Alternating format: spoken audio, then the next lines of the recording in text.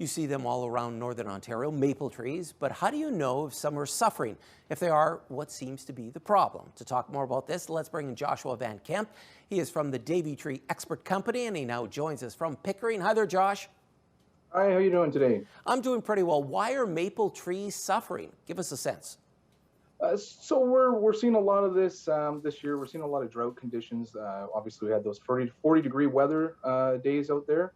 So we're seeing a lot of the trees react to that in combination with a lot of other problems that we're seeing out there with those maples.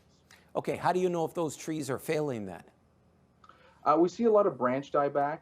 We see a lot of early fall color at the end of August there. You'll see that early change. Sometimes it seems like it's a nice thing, but it's actually a sign that the tree is in stress. And we'll also start to see a lot of stunted leaf growth, or even the edges of the leaves starting to burn. And why is that? Is that the photosynthesis isn't working or it's regressing?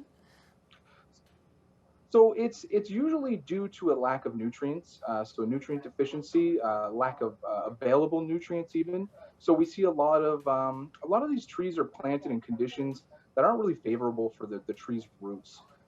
So we end up with soil compaction from construction sites or from old developments of homes, where the roots can't really thrive. They can't move around. They're not able to pull in that moisture and absorb the nutrients that they would in, say, like a forest setting.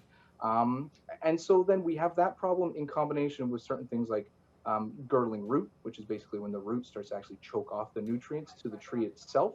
And then you start to see other secondary problems come into play. So then that's when we start to see insect and disease-related issues start moving in, and that's when it really rapidly declines the tree. Joshua, is this process reversible? Can you help your tree in any way? It is reversible. I think the big item there is to make sure that you're putting together a plant health care plan. So when you start to see these things, that's a good thing that you're noticing it, and it's good to get somebody in to take a look at it.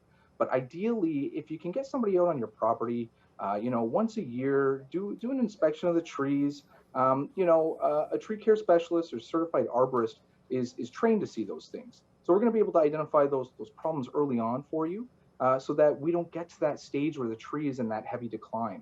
We want to make sure the tree is thriving, and we don't always want to come to a property for that phone call of, my tree is dying. It's not a good conversation. I would rather have the conversation that, we can do these things to improve the health of your tree and keep it that way, keep it healthy.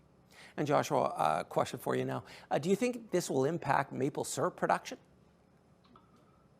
It possibly could. That would be very disappointing. I would hate to see that because I don't know about you, but my Sundays will be ruined with my pancakes. That's for sure. Thanks very much for your time, Josh, and enlightening our viewers. Appreciate it.